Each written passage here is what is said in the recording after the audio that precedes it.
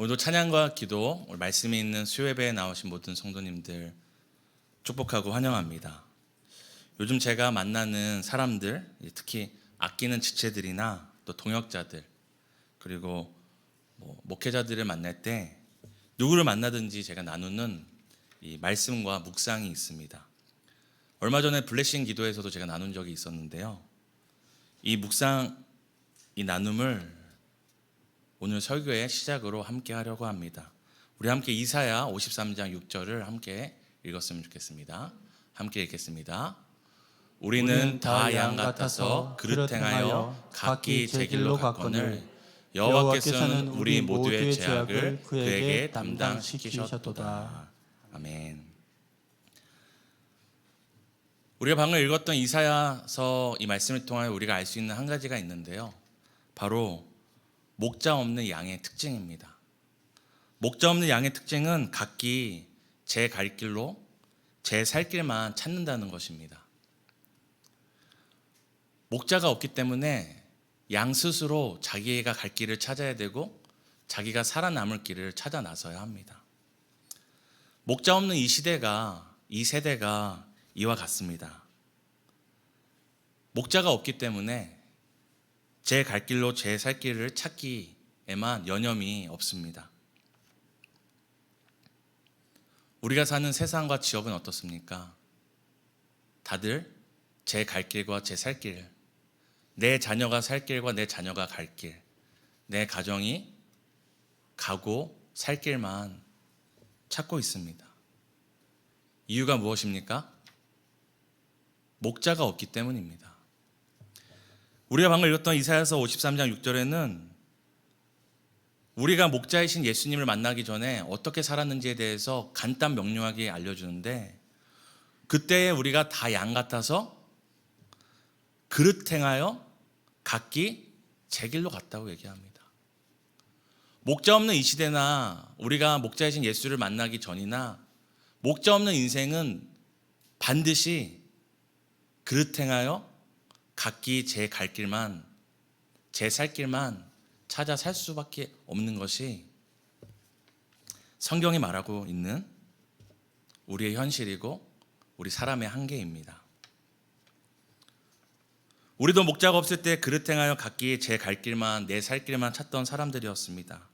그러나 오늘 이사야서 53장 6절에 나온 것처럼 우리의 모든 죄악을 담당하셨을 뿐만 아니라 우리의 인생을 넉넉히 책임져 주시는 선한 목자 예수를 만난 후에 자기의 양을 위하여 목숨을 버리는 이 선한 목자 예수를 만난 이후에 우리의 삶은 달라졌습니다. 내 살 길, 내 갈 길만 봤던 인생이 내 살 길과 내 갈 길은 목자에게 맡기고 우리의 갈 길과 우리의 살 길, 더 나아가서 내가 처음 보는 내 이웃이 내 이웃을 어떻게 하면 살릴 수 있을까? 어떻게 하면 내 이웃이 저렇게 사망의 그늘에 앉아 있는데 저들을 살 길로 이끌 수 있을까? 고민하며 애쓰며 수고와 물질과 힘을 아끼지 않는 삶을 살아가게 되었습니다. 어떻게 우리가 그렇게 살게 되었죠? 목자를 만났기 때문입니다. 근데 우리가 한 가지 안타까운 사실은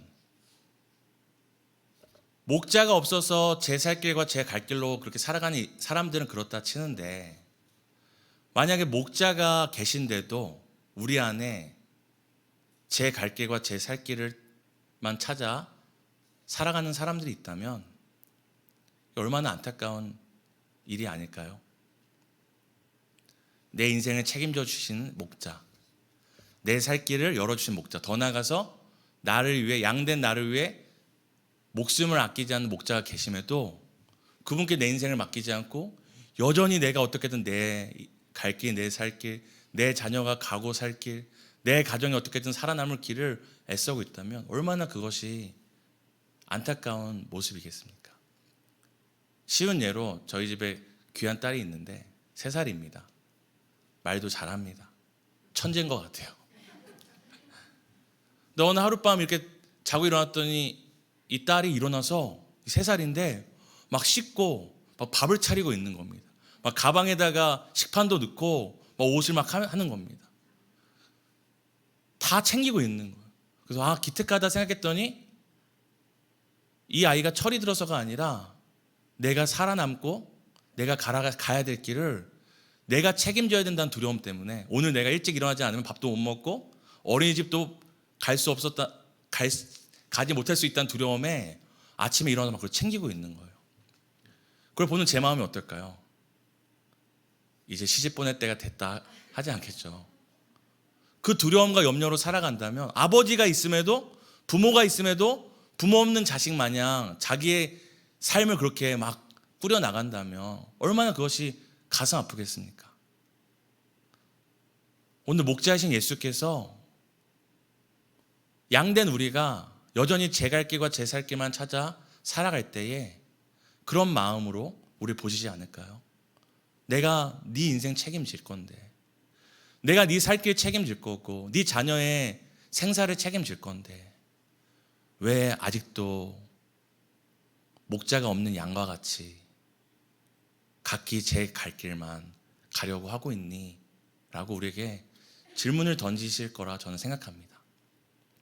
여전히 예수를 목자라고 고백하고 여호와는 나의 목자라고 고백하지만 여전히 제 갈 길과 제 살 길만에 여념없이 살아간다면 그 이유는 딱 하나입니다. 우리의 목자가 어떤 분이신지를 모르고 있기 때문입니다. 사랑하는 성도 여러분, 여러분에게 목자이신 이 여호와 하나님은, 선한 목자이신 예수님은 어떤 분이십니까?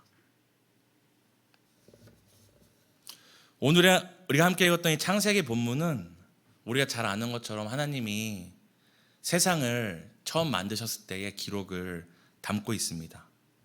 우리에게 너무나 익숙한 내용이죠. 왜냐하면 매년 올해는 꼭 성경을 통독하겠다 하면은 꼭 읽는 부분이기 때문에 너무나 익숙합니다. 우리에게 익숙한 내용이지만 처음 이 창세기라는 이 성경이 처음으로 기록됐을 때 이 성경의 기록을 처음으로 마주한 사람들에게는 태초에 하나님이 천지를 창조하셨다는 이 기록이 어떤 의미고 어떤 감동이었을까요? 우리가 느끼는 그런 피상적인 수준이 아니라 그들에게는 전혀 다른 의미와 감동으로 다가오는 이야기가 바로 창세기였습니다. 이 창세기를 처음 마주한 사람들은 다른 사람들이 아니라 바로 하나님께서 모세를 통하여서 애굽에서 건져냄을 받은 종되었던 애굽 땅에서 건져냄을 받았던 이스라엘 백성이 이 창세기의 말씀을 제일 처음 들은 사람들이었습니다. 그들이 종으로 살던 애굽 땅은 어떤 땅이었습니까? 수많은 신들이 있었습니다. 그 신을 섬기다 어디까지 섬겼냐면 이 강도 섬겼고, 나일강도 섬겼고, 개구리도 섬겼고, 심지어는 자연의 현상도 섬겼고, 더 나아가선 바로도 신의 화신이라고 믿고 신의 아들이라 믿고 사람까지도 섬기는 별의별 신들이 가득한 곳이었습니다. 그런데 하나님께서 이스라엘 백성을 건지실 때 10가지 재앙을 통해서 심판을 내리시죠. 그 10가지 심판이 뭐였죠? 하나님이 그냥 찍어서 내리신 것이 아니라 당시에 이집트 백성들이 섬기고 있던 신들이었습니다. 하나님께서 그들이 섬기고 그들이 그동안 섬겨왔던 그 신들을 신이라고 믿던 자연과 짐승과 곤충과 사람을 통해서 애굽 땅에 심판을 내리심으로 무엇을 보여주는 겁니까? 그들은 신이 아니다. 개구리를 섬겼었는데 다산의 축복을 줄 거라고 해서 개구리를 섬겼었는데 개구리가 막 통제되지 않게 집을 가득하더니 갑자기 죽어버리는, 이런 걸 통해서 너희들이 섬기던 것들은 신이 아니다라는 것을 분명히 알려주셨습니다. 그럼 이스라엘 백성은 거기서 400년 동안 살았잖아요. 400년 동안 자기들이 살면서 자기들이 믿는 하나님도 신이고 자기보다 높은 이집트의 그 주인들이 섬기던 그 신들을 보면서 그 신들도 신이라고 생각했는데 한순간에 수많은 신들이 다 가짜 신이 된 상황입니다. 이스라엘 백성이 한 가지 깨달은 게 있죠. 이집트 사람들이 섬기던 신들은 가짜였구나. 근데 그 깨달음을 통해 얻는 질문은 무엇입니까? 그러면 참신은 누구인가? 이 뜻 사람들이 섬기던 신들이 다 가짜였는데 그러면 참신은 누구인가? 라는 질문으로 그들이 광야를 나오게 되었습니다. 그리고 사실 여기 창세기에 나오는 하나님이 천지를 창조하셨을 때 이 하나님이라는 이 엘로힘이라는 단어는 우리가 아는 여호와라는 단어처럼 하나님께만 쓰던 것이 아니라 우리가 God이라는 영어 단어처럼 그냥 모든 신들에게 쓰던 이 단어가 엘로힘이라는 단어였습니다. 이 창세기는 그저 태초에 하나님이 천지를 창조하셨다 할 때 하나님은 여호와 하나님 이전에 이스라엘 백성이 질문을 갖고 있었잖아요. 다 가짜였네? 그럼 참신은 누군가 하는 그것에 대답을 주는 것이죠. 신이 있는데 그 참신은 어떤 신이다? 우리 함께 창세기 1장 1절을 외워보도록 하겠습니다. 함께 외우시겠습니다. 태초에 하나님이 천지를 창조하시니라. 지금 이집트의 10가지 재앙이 끝나고 어쨌든 구원은 받았는데 누군가 구원해 줬는데 근데 참신은 누군가라는 이 혼란 가운데 있는 이들에게 하나님이 신이 있다. 근데 그 신은 어떤 신이라고 지금 자기를 소개하시는 겁니까? 태초에 천지를 창조하신 분이다라는 걸 알려주는 것입니다. 어리둥절하지 갑자기 막 10가지 재앙 나타나고 갑자기 이 떡을 누룩도 이게 충분히 누룩이 발효되지 않은 상태도 막 급하게 챙겨올 정도로 정신없이 나왔는데 지금 궁금하지? 널 구원한 신이 누군지 하나님이 창세기를 통해 답해 주시는 거죠. 너희들을 구원한 신은 천지를 창조한 신이다. 그저 풍년을 주거나 다산의 복을 주거나 아니면 뭐 바다에서 능력이 있고 산에서 능력이 있고 그냥 비만 내리거나 땅에 농작물만 좀 풍년을 주는 부분적이거나 지역적인 신이 아니라 모든 것을 창조한 무에서 유를 창조한 신이 바로 너희를 구원한 신이다라는 것을 알려주고 있는 것입니다. 창세기 1장 2절 우리 계속 하나님이 어떤 분이신지 이스라엘에게 어떻게 자신을 알려내셨는지를 우리 살펴보겠습니다. 창세기 1장 2절입니다. 함께 읽겠습니다. 땅이 혼돈하고 공허하며 흑암이 깊음 위에 있고 하나님의 영은 수면 위에 운행하시니라. 여기 표현에 보면은 하나님께서 천지를 창조하셨다는 표현 다음에는 어떤 표현이 나오냐면 땅이 혼돈하고 공허하며 흑암이 깊음 위에 있고 수면이가 있었다는 얘기를 하는데요. 이것은 뭐가 먼저 지어진 것이냐 이런 것을 알려준다기보다는 하나님이 이제 태초에 천지를 창조하셨다고 말씀하셨잖아요. 근데 그 천지를 방해할 만한 여기 우리가 읽었던 것 보면 다 이 용어들이 어떻습니까? 긍정적인가요? 땅의 혼돈, 공허, 흑암의 깊음, 그리고 전에도 한번 주일 설교 때 우리 들었지만 이 물과 바다는 부정적인 의미를 갖고 있습니다. 수면. 지금 하나님께서 세상을 창조하실 때 그 창조를 방해할 만한 것들이 요소들이 있음에도 지금 하나님이 뭘 하셨다고 여기 나오죠? 하나님의 영이 수면 위에 운행하셨다. 그 모든 것을 통제하시고 다스리고 계셨던 분임을 알려주는 것입니다. 하나님이 세상을 창조하실 때 모든 것이 완벽하고 모든 것이 갖춰졌기 때문에 창조의 능력을 바라신 것이 아니라 창조를 방해할 만한 그것이 그 중에 가장 큰 게 무죠. 무. 아무것도 없는 거에서 뭔가를 만들어내는 거. 무의 상태일지라도 그 모든 것을 다스리시고 통제하심 가운데서 창조하시는 분이 바로 너희를 구원한 하나님임을 우리에게 알려주는 것입니다. 근데 우리가 더 주목해야 될 것이 있습니다. 우리 1장 3절입니다. 함께 읽겠습니다. 시작. 하나님이 이르시되 빛이 있으라 하시니 빛이 있었고. 사랑하는 성도님들, 지금 사랑하는 남편과 아내랑 사시잖아요. 첫 번째 만났던 날 기억하시나요?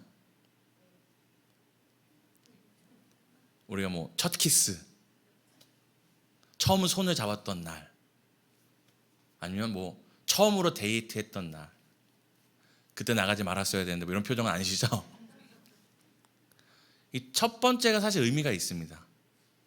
근데 오늘 하나님께서 세상을 이제 6일 동안 만드시고 이 기록들을 쓰고 계시잖아요. 근데 하나님이 세상을 만드실 때 이 첫째 날에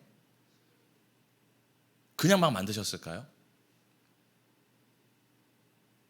분명 이 첫째 날을 통하여서 우리가 두 번째 뽀뽀는 기억 안 하잖아요. 뭐 기억하시면 어쩔 수 없겠지만 이 첫째 날에 통하여서 하나님께서 주시는 메시지가 분명히 있다고 저는 생각합니다. 근데 오늘 이 첫째 날에 하나님께서 뭘 만드시냐면 우리가 3절에 읽었던 것처럼 하나님께서 이르시되 빛이 있으라 하시니 빛이 있었다고 얘기를 합니다. 하나님이 빛을 만드셨죠. 별거 아닌 것 같긴 하지만 여쭤보겠습니다. 빛이 있으려면 뭐가 있어야 되죠? 쉽게 얘기해서 우리 낮에 빛이 비춰지잖아요. 그럼 빛이 있으려면 뭐가 있어야 되죠? 밖에서 태양이 있어야 되죠. 우리 지금 여기 화나잖아요. 그럼 이 빛이 제 얼굴을 비치려면 뭐가 있어야 되죠? 이걸 전문 용어로 발광체라고 합니다. 발광한다의 발광이 아니라 빛을 발한다 해서 웃으시는 분 계신데, 빛을 발하는 광체가 있어야지 빛은 현상이죠. 근데 지금 성경의 기록 보면 하나님이 발광체를 만드셨나요? 아니죠. 빛을 비추는 태양이나 다른 별들이나 어떤 전등도 만들지 않으셨는데 하나님께서 빛이 있으라 말씀하시니 뭐가 있었다고 얘기하죠? 빛이 있었다 얘기하죠. 이것은 하나님께서 단순히 태양을 만들었더니 태양이 빛을 비췄다라는 이런 창조의 수준이 아니라 태양이 있기 전에, 발광체가 있기 전에 원인이 없어도 결과를 낼 수 있는 창조자가 누구임을 알려주시는 겁니다. 원인이 없어도, 그러니까 쉽게 얘기해서 사랑하는 성도님들, 우리가 과학적으로 생각하지 말고 태양이 지금 불타고 있잖아요. 그리고 불타고 있어서 불이 너무나 세니까 아침이 되고 낮이 되면 빛이 바래지잖아요. 근데 여쭤보겠습니다. 진짜 태양이 불타고 있기 때문에 낮이 밝은 건가요? 아니면 하나님께서 그렇게 만드셨기 때문에 태양의 열이 빛을 내고 우리를 밝혀주는 것일까요? 진짜 근원이 어디에 있는지를 알려주는 거죠. 우리가 지금 이 전등이 비치고 전등이 있고 전등이 빛을 발하지만 전등이 빛을 발하는 것이 아니라 하나님께서 이 원리를 창조하셨기 때문에 이 전등이 빛을 발하고 있는 것입니다. 우리가 오늘 천지를 창조하실 때 이 첫째 날 빛을 만드는 걸 통해서 우리가 주목해야 될 것은 무엇이 진정한 근원이고 원인인지를 기억해야 합니다. 태양이 원인이고 근원이 아니라 태양을 만드시고 불이 있으면 빛이 발하게 하신 그 원인을 만드신 창조주가 계시기 때문에 우리가 오늘 빛을 보고 사는 것입니다. 이것이 왜 이스라엘 백성들에게 중요할까요? 하나님께서 원인이 없음에도 빛을 창조하셨다는 게 왜 중요할까요? 아까 말씀드린 것처럼 이집트에서는 이스라엘 백성들이 수많은 무엇을 보았다고 했죠? 우상들을 보았죠. 근데 우리가 그때나 오늘이나 우상의 특징이 있습니다. 우상들은 우리에게 복을 주거나 뭔가를 해줄 때 거저 주나요? 지성이면 재물 드리거나 심지어는 108배 하거나. 사랑하는 성도님들, 우리가 주기도문 외우는 게 얼마나 감사합니까? 여기 올 때마다 108배 기도하고 예배를 시간다고 생각해 보세요. 우상들의 특징은 무엇이냐면 우상을 섬기는 사람들이 충분히 그것이 재물이 되었던 지성이 되었던 무엇이 되었던 원인을 제공해야지 그것에 대해서 응답으로, 그것이 기뻐서, 그것이 즐거워서 네가 참 애쓰고 참 정성을 많이 들였구나, 그 원인이 제공돼야지 그들에게 반응하는 신이었습니다. 그래서 끊임없이 이집트에서 뭘 하는 거예요? 농사철이 되면 풍년을 주는 신에게 하고, 또 바다에 나가려면 용왕에게 해야 되고, 또 자녀를 낳으려면 개구리 우상에게 가서 엎드려야 되고, 끊임없이 무언가를 얻으려면은, 무언가를 받아내려면은, 복을 받으려면 원인을 제공해야 됐습니다.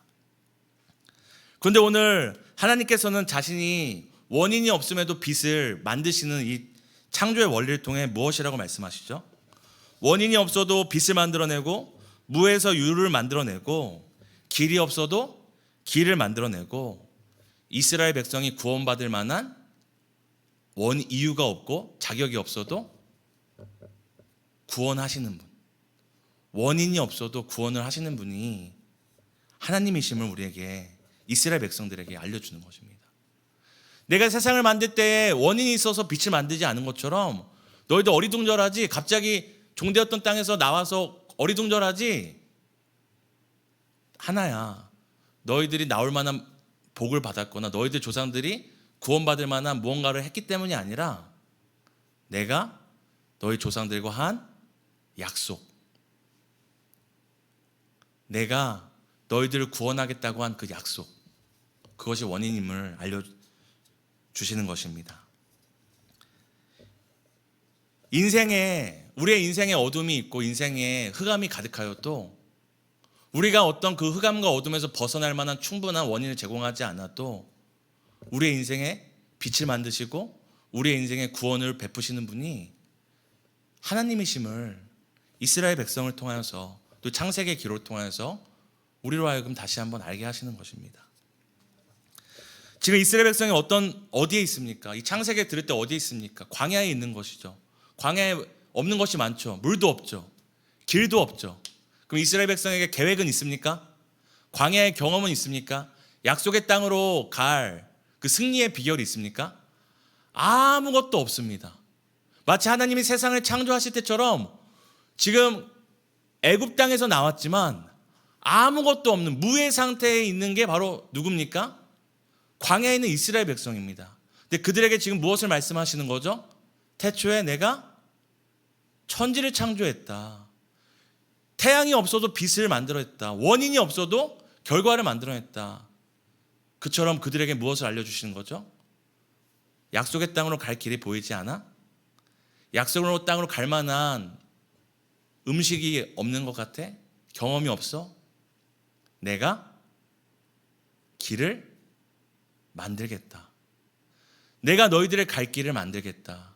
내가 너희들이 살 길을 창조하겠다. 지금 하나님께서 이스라엘 백성을 광야에 세워놓고 내가 옛날에 세상을 이렇게 만들었지롱 하고 있는 것이 아니라 이제 약속의 땅으로 가야 될 그들, 광야에 전등이 있습니까? 밤이 되면 얼마나 두려울까요? 한 치 앞도 보이지 않을 텐데.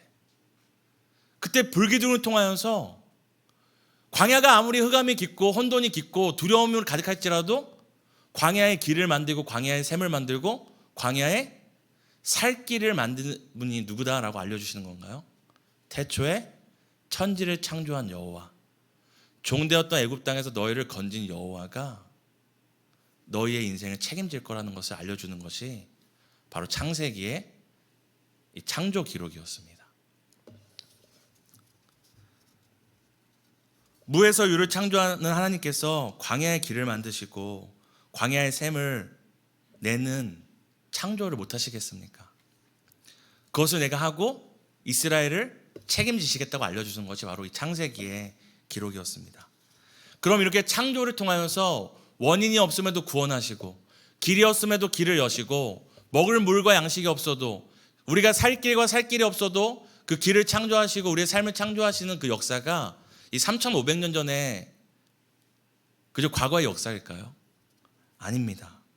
로마서 5장 8절을 함께 읽었으면 좋겠습니다. 함께 읽으시겠습니다. 우리가 아직 죄인 되었을 때에 그리스도께서 우리를 위하여 죽으심으로 하나님께서 우리에 대한 자기의 사랑을 확증하셨느니라. 하나님께서 우리를 사랑하셨다고 얘기하고 확증하셨다고 하는데 그때가 어느 때라고 합니까? 우리가 죄인 되어서 다른 말로 무엇이냐면 우리가 사랑받을 자격이 있을 때인가요? 구원받을 자격이 있을 때인가요? 우리가 소리질러서 하나님 구원해 주세요 할 수 있었을 때였나요? 우리가 죄인 되어 죽어 있을 때, 생명도 없고 구원의 소망도 없고 가능성도 없고 아무것도 없을 때, 하나님께 사랑받을 만한 어떠한 이유도 없을 때 우리를 향한 사랑을 창조하시고 내가 너를 사랑할 것이다. 내가 너를 구원할 것이다. 내가 너를 끝까지 사랑할 것이다 라고 사랑을 창조하여서 십자가에서 보이신 것이 무엇입니까? 바로 예수 그리스도의 십자가의 사랑이었습니다. 사랑하는 성도님들, 그 사랑을 받을 자격이 있으셨나요? 그 사랑의 원인이 여러분에게 1이라도 있었나요? 없었죠. 무에서 유를 창조하신 하나님이 죄인 되었고 사랑받을 자격 없고 아무런 소망이 없던 우리를 향하여 생명과 구원을 창조하셨기에 우리가 오늘날 이 자리에 앉아 구원을 고백하고 우리에게 베푸신 이유 없는 사랑, 원인 없는 구원을 우리가 고백할 수 있는 것입니다. 사랑하는 성도 여러분, 이 하나님이 누구의 하나님입니까? 바로 나의 하나님입니다. 오늘 사랑하는 성도님들 눈앞에 보이는 것이 없습니까? 인생의 문제 때문에 어디로 가야 될지, 어떻게 이 문제를 해결될지, 과연 내 자녀들은 이 깊은 수렁에서 어떻게 건짐을 받고 어떻게 그 인생의 진로가 해결될지 막막하여 아무것도 보이지 않습니까? 인생의 막다른 골목이라고 생각하십니까? 그게 사실일지라도 그런 상황 가운데서도 길을 창조하시고 우리의 삶을 창조하실 수 있는 분이 누구십니까? 바로 우리가 믿는 창조의 하나님이십니다. 그런데 왜 두려워하십니까? 왜 당장 길이 보이지 않는다 두려워하십니까?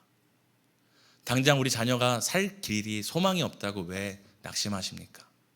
그분은 무에서 유를, 세상이 포기할지라도 포기할 만큼 무능력한 존재도 한순간에 인생의 반전을 가져오실 수 있는, 인생의 반전을 창조하실 수 있는 창조의 하나님이심을 기억하시길 바랍니다.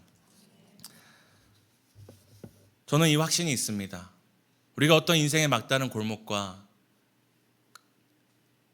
끊어져 버린 길 위에 설지라도 내일 뜻밖의 길과 뜻밖의 살기를 창조하실 수 있는 분임을 저는 믿습니다.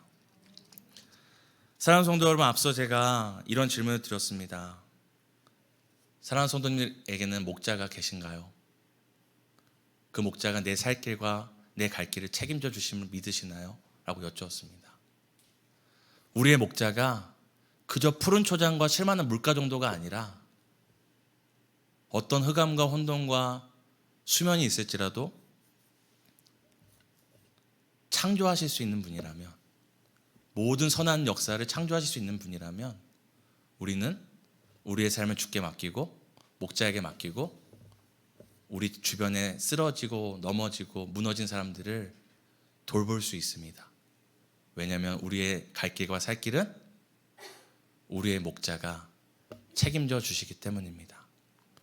오늘도 그 목자에게 우리의 인생의 모든 염려와 문제를 맡기고 소망으로 다시 일어나 우리의 이웃을 돌아보는 다음 교회 성도님들 되시기를 예수님의 이름으로 축복합니다.